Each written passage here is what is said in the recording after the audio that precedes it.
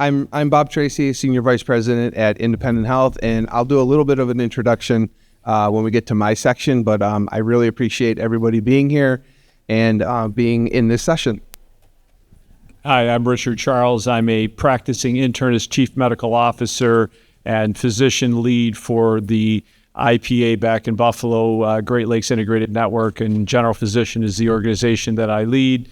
I've been practicing in the community for about 25 years, and I'm excited to be here today to talk with you about our experience with Vatica Health and innovations around value-based care and risk assessment. Okay, can you hear me now? My name's Haas. Okay, so just to lay out the agenda very simply, as you can see it here, I'm going to just make some opening remarks about the current state of primarily risk adjustment. Then we're going to turn it over to Bob to talk a little bit about, one health plan's evolution with their in-office program. And then we'll pass it to Dr. Charles. He'll talk about his experience, participating in these programs.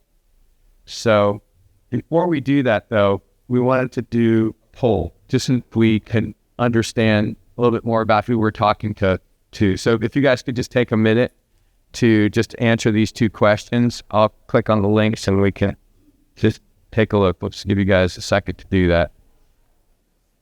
Okay, so it looks like it's shaking out a little bit here. So it looks like the most represented group are payers. Good. And then we've got some providers, some vendor, and then other.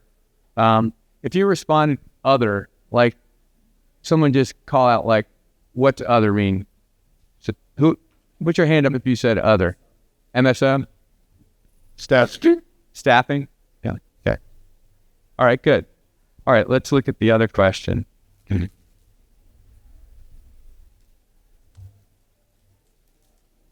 might need your help with that, Alicia. There you go. Okay, got it. So then the other question was, where's your organization fall with implementing in-office risk adjustment?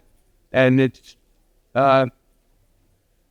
pretty strong. This is a lot stronger than it has been in the past. So almost 80% of you are either fully implemented or have something in process. And then, about 20% of you are not started or uncertain. I'll tell you, when I first started doing this, worked with Vatica 10 years ago, the answer to this question would have been about 80 to 90% haven't started, and about 5 to 10% were in progress or doing something, and back then I was trying to tell people, hey, you really need to make in-office the centerpiece of what you're doing, and then start to wrap the more traditional methods like home assessments and retro work around, a core in-office program, because you really need the people who treat the patient to really do the coding and documentation. So it's nice to see. It's obviously moving nicely. Okay, so now let me get back to the presentation. This is where I might need some help, Alicia, in terms of doing that. Might be here. Yeah? Did you get it? Good. Okay. So I'll make a few remarks here just in terms of the current environment, and I'll try and make sure I'm kind of speaking to each of you as stakeholders.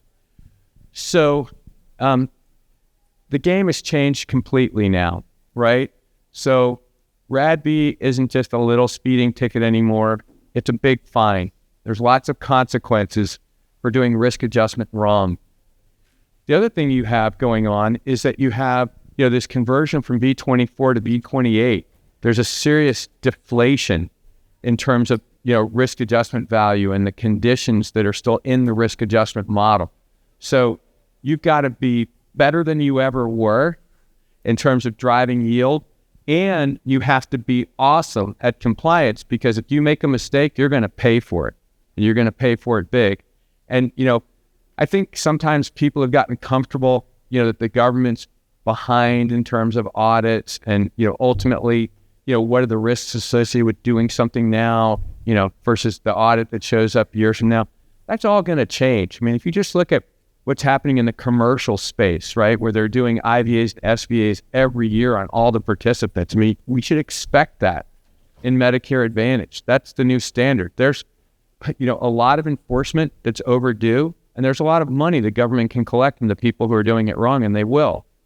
So you got to be great and you got to be compliant. And I think that ultimately drives you to the place of care.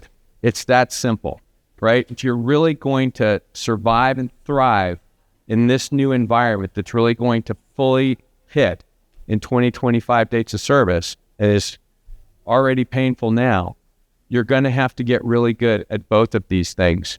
And that means if you're already in office, figure out how to expand it and make it better.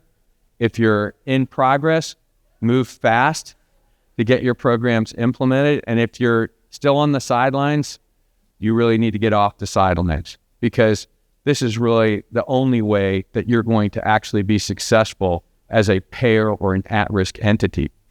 If you're a provider, as Dr. Charles will talk about, you're going to get hit with a lot. There's a lot of different things people are going to come at you with.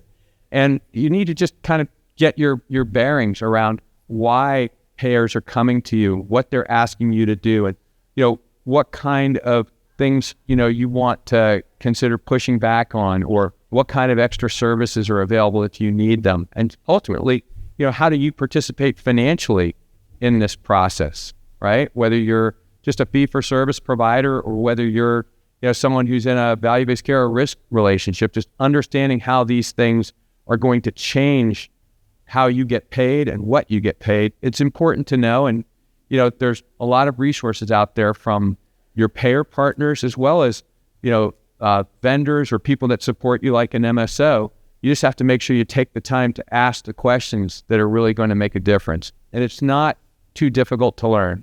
Anyone that says that they don't understand it, can't understand it, that's really not true. It's very understandable. This comes down to quality of documentation and the precision of the coding and the completeness of the work. It should be good clinically in terms of what gets done for that patient, and it should enable ultimately a healthy economic environment for you as a payer or a provider, to serve that community. Okay? All right. I'm going to pass it on to Bob now, and I'll give you this clicker if you want to use that, or you can just call off. Sure. Okay. Yeah. I'll have you go to the next. Okay. All right. So I'll start just by doing a brief introduction of who Independent Health is. We're a community health plan. We are in 8 counties of Western New York. We hold about a 30% market share across those 8 counties. For the last 2 consecutive years, we've been a 5-star rated plan for all of our products. We have an HMO, a PPO, and a standalone PDP that we offer. We currently have about 68,000 Medicare Advantage lives, and the products that we have are HMO products, PPO products, and within that, an iSNP and a CSNP for chronic heart failure, as well as EGWP products. And that's all inclusive for the 68,000. And the standalone PDP is an EGWP national plan for employer group only. You can go to the next slide, yeah. So this evolution really kind of started about 7 to 8 years ago, where our primary goal was to invest in primary care to really improve member engagement and ensuring that members are getting the care that they need. And that started even with conversations with Dr. Charles a long time ago. But what it actually evolved into was a homegrown product that we had come up with, which was a template really built around how to do better in STAR metrics, how to engage our members, and get provider buy-in. Because without the provider buy-in, we really wouldn't have much of a program at all. So what we ended up doing as a tactic was we coined it as an enhanced annual visit. It was filed as a Medicare benefit, and we onboarded members, letting them know, you have this annual visit, you should take advantage of it. And we really emphasized to them why it was important for them to do it. We made it a zero copay. We reduced any financial barrier to doing that. And in the first year, we also had a provider and member incentive in place, which made a huge difference because as we told the members there was no financial barrier, we also rewarded them with points that they could use towards gift card a gift card, but they had to do other things along with the annual visit. And that made a huge difference. So in year one, we actually got 65 to 70% of our MA members into an EAV, which was really impressive for us because we hadn't seen annual wellness visits like that in the past.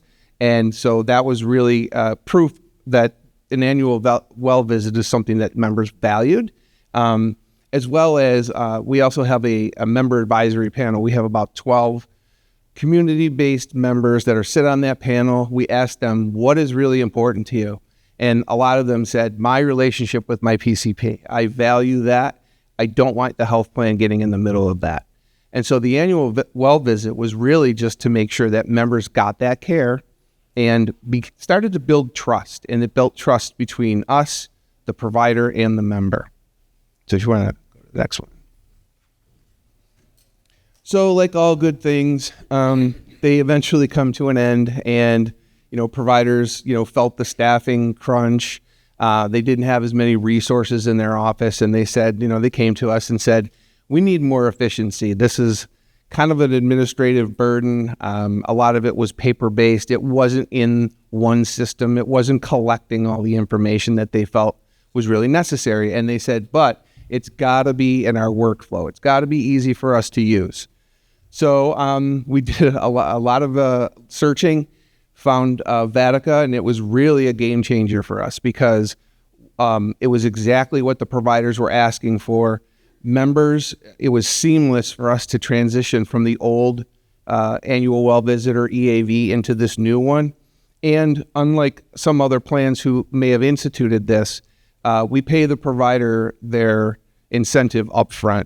So when they submit the claim, they actually get the payment up front, and we have very little leakage of providers who don't sign the medical records afterwards. So we started it with a slow roll. Of course, we were a little hesitant to say, gosh, will this thing work? And we enlisted the help of Dr. Charles, who was really a spearhead of this one. And we slow rolled it across the rest of our panel, but we started with a really trusted group that we know a lot of our members see. They had a lot of trust with Dr. Charles's group. And then we expanded it to the rest of our population. Yep. So, some of the proof points, this was very positive. We had minimal provider disruption. We had a really good uptake. 78% of our network PCPs are now contracted with Vatica. We expect that to be higher because the value is there and the providers talk and they say how good the program is. Last year we completed a little over 41,000 EAVs out of the 52,000 and change eligible members. That was a 78 completion rate, kind of ironic that they're both 78%. But this year, our goal is 85%. Our members are now conditioned to know, hey, this annual visit is something that I'm going to take advantage of. And the staff at these provider offices are really good that if somebody comes in on March 18th and they have their annual visit, they're already booking next year's annual visit. They are conditioned to do this. And I think one of the other things I heard in another session was this really, not just from STAR and revenue, this really drives member engagement and trust, and they really appreciate that they have that coordination actually happening. So I guess as we look back, some of the lessons learned that the investment in primary care was really the key. Making sure that members were connected was definitely the right decision to make, and now members are routinely seen, and they are getting improved care. They're getting improved coordination. We have much better care management processes on the back end from the information we get back. And it wasn't just me and my team. It really takes an organizational effort. We needed our quality team, our reimbursement team, our network team. They were all instrumental in trying to implement a program like this. And we just needed commitment from the top down in order to do it. And really the workflow, Dr. Charles will talk a little bit about that, but that had to be one of the deciding factors for us to do this program. It had to be easy for providers, and obviously as Haas did in the introduction, the documentation and making sure that everything is in the medical record is paramount to making a program like this work. This is my last one. So really the pre-visit planning and post-visit follow-up is really where the efficiency happens. And that's really what's impressed us the most is the ability of them in their program, in their process of making sure that all happens. Again, member education is really important. They need to know the importance of the annual well visit. And again, we've conditioned our members to expect that this is the level of care they're going to get. It wasn't without a little bit of pushback from some providers, and Dr. Charles did help talking to other providers too, aligning them. And one of the big words that I like to use is it's alignment. It's an alignment of the payer, the provider, and the member, and it really works for all of us. It's a win-win-win situation. And I think the other thing now is that as we're more getting into value-based care models, this really supports value-based care because the documentation, the coding that comes from it, it's really valuable in those arrangements to make sure that the accuracy of the diagnosis that's out there is really reflective of all the expenses that the provider's incurring. Awesome. Okay, so we'll pass to Dr. Charles. Thank you. Really excited to share general physician's journey with our partners at Vatica and their risk assessment tool, as well as its impact on our day-to-day care and value-based reimbursement. And I think as I look at the evolution of what we've done with this risk assessment tool, when we consider it, it's really about 4 stakeholders: the patient, the providers that we work with, our insurance partners, particularly Bob's group is an amazing partner in our community, and then also Vatica. And we all have something to contribute, but engagement, collaboration, and innovation with each separate group is critical. And as I look at general physician, we are a very diverse group of providers and patients. We are in northern Pennsylvania and 4 counties in upstate New York. We have at present about 130 providers. Even since we built these slides, our group continues to grow.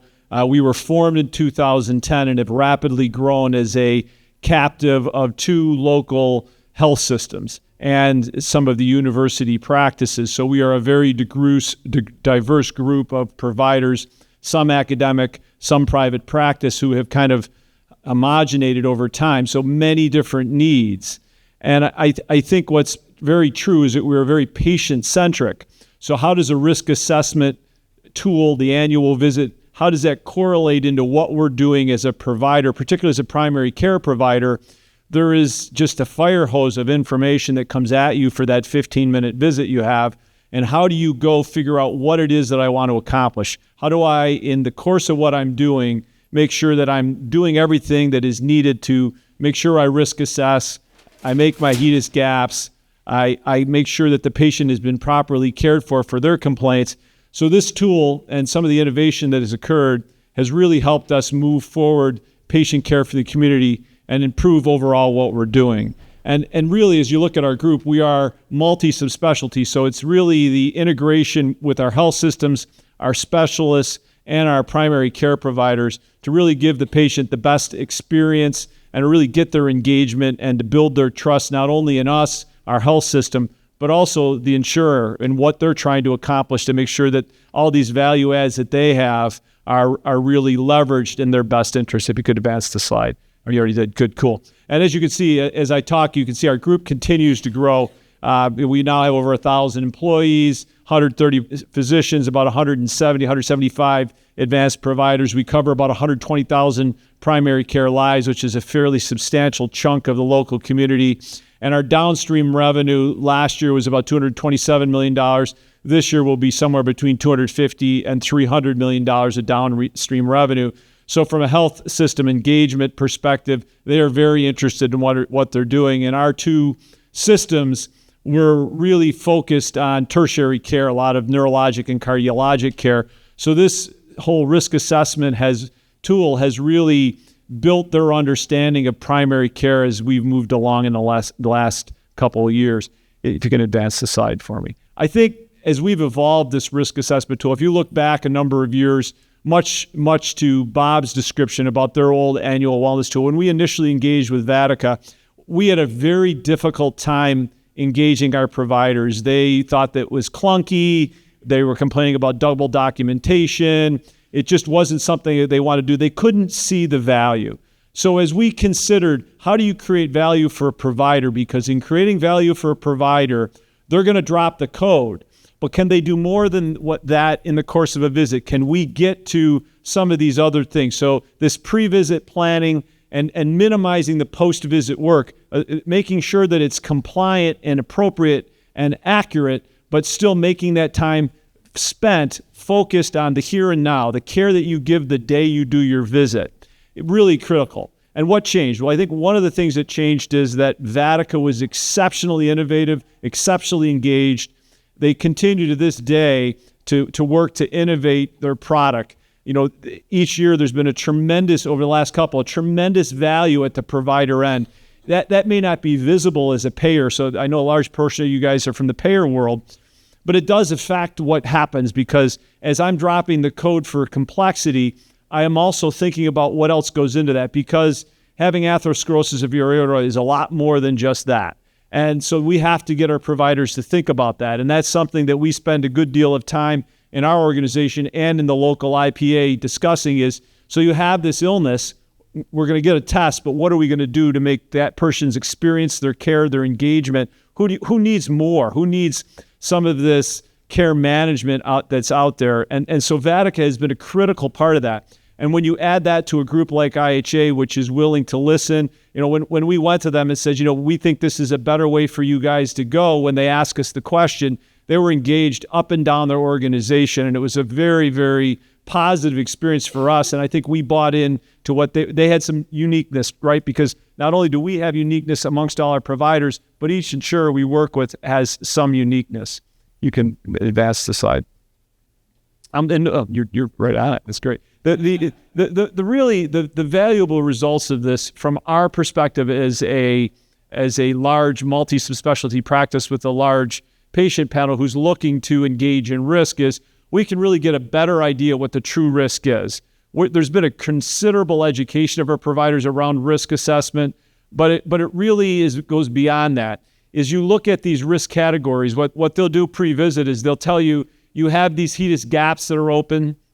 You have these other gaps in care, mammogram, colonoscopy, retina view, and it allows them to say in this little pre-visit summary, you guys should be walking in the room thinking about, and it's my habit and most of my colleagues, that right before you go to see the patient, you look at this pre-visit summary. So you're walking in thinking, I'm going to accomplish these things, and that really makes your patient think that you're engaged, and it builds trust. And we'll say to many of our patients, you know, part of the reason of being here today is that we make sure that we help your insurance identify these many conditions you have, but we want to take great care of these conditions, not just say that you have them.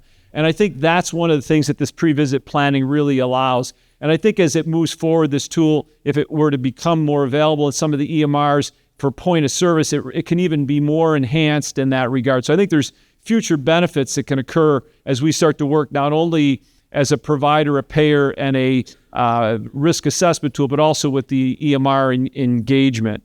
And I think if you look at what we've accomplished, and it's reproducible over a number of years, and when we bring practices who aren't engaged and then they're engaged, you can see at least a 10% improvement in the way that we risk score. Not only that, there's a tremendous improvement in how many HEDIS gaps and how many other care gaps that we've closed. But it really, going back to as a provider, so sure, a patient has diabetes and sure they have high cholesterol. And when I start to think about those things, and I'm getting an A1C and I'm getting a lipid panel, how is that impacting my care at the time of service? So if you have atherosclerosis, am I treating the lipids? Am I on the right intensity of statin? Am I on a moderate intensity, a high potency? And we've actually been able to look at this and really have garnered value. If you look at these HEDIS gaps, year over year, we've improved our control of A1Cs, we've improved our blood pressure control. Now, immediately that may not demonstrate to a healthcare insurer a value in real dollars in terms of reduced admissions, but it certainly can. What we've also done is understand our insurance associates' goals, which is annual wellness. So each year we've increased the amount of annual wellness that we've done. We were over 85% last year, which is really great. The next slide that he's going to advance shows you some of these improvements. Some of them are small increments, and make no mistake, the Vatica tool is but one piece of what we're doing. But this Vatica tool and the reimbursement that it's allowed us has really allowed us to build some of these other tools as well. If you could advance to the next slide, please. And then when you look at the financial benefit to a practice, right? So it gets back to who you're engaging. You're engaging the docs, you're engaging our health system. They want to see what you're doing with these dollars. So there's this group of dollars that we get. Some of them we give to the health system who supports us handsomely. Some of them we give to the providers. But most of what we get, the lion's share, has been used to reinvest. We've built quality teams to amplify the effect on these care gaps. We have a really large clinical pharmacy program that addresses polypharmacy, high-risk drugs, transition of care, all these diabetes, and we have about 6 for our population that full-time engage in management. We have nutrition, behavioral health, all which are funded from these dollars. We've also built care management. We engage visiting nurses. We've even, over the last 2 years, built a home advanced provider network that goes out and coordinates with some of the things that go on with our payer. Independent Health has a great home program. And we've also built a subacute program to try to wrap everything around our primary care patients so that we care for you not only in our office, but in those in-between spaces. When you're in a subacute, when you're trying to get out of the hospital and you're looking to get home care, it's a super valuable thing. And really what it's been able to do is to use this captured revenue to really benefit ourselves on how we perform in other areas of clinical practice. And when a patient hears about all these services you have, they become more engaged.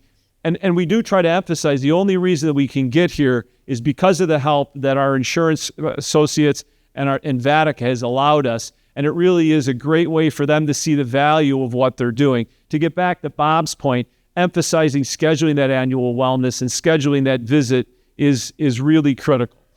As we look at what payers can look at, and this is probably a good message for this group, one thing is you look at some of these programs that are out there in our network. Both of the major payers have a program that identifies these high risk, at-risk patients, and how you interact that with the primary care physician who's just blasted with information. How do you focus that in on that visit? If it's an annual wellness visit, how do you focus that in so the doc can have an idea that, hey, this person has a social determinant that's not met, and I need to access what the insurer has, what we built, what the health system has.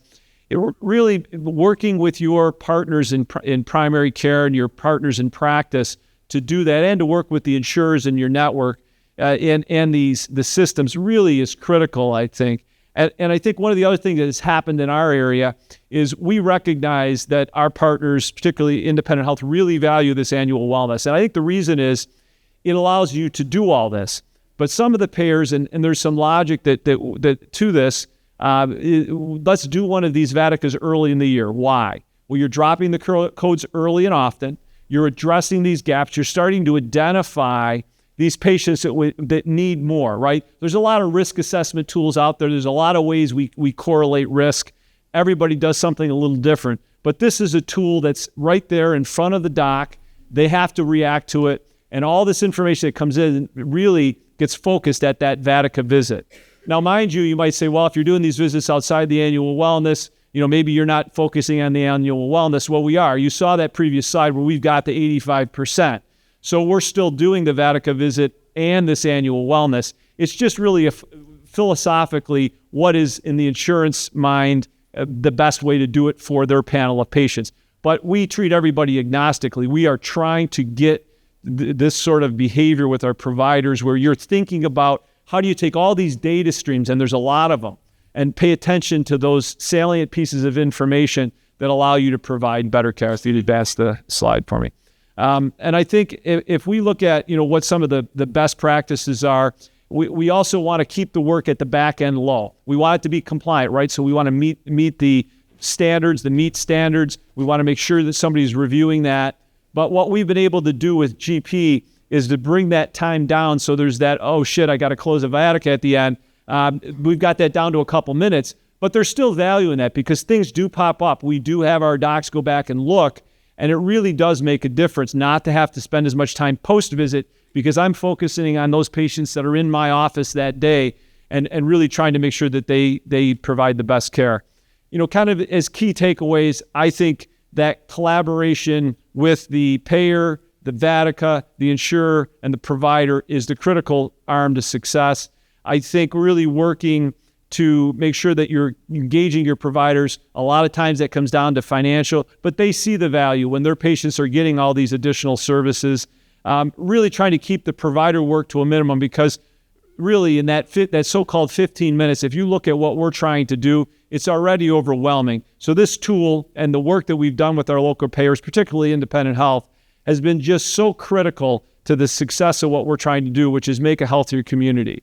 And it's really been a pretty great experience to try to get our providers to work at the highest level they can while utilizing all the tools that they have in their toolbox.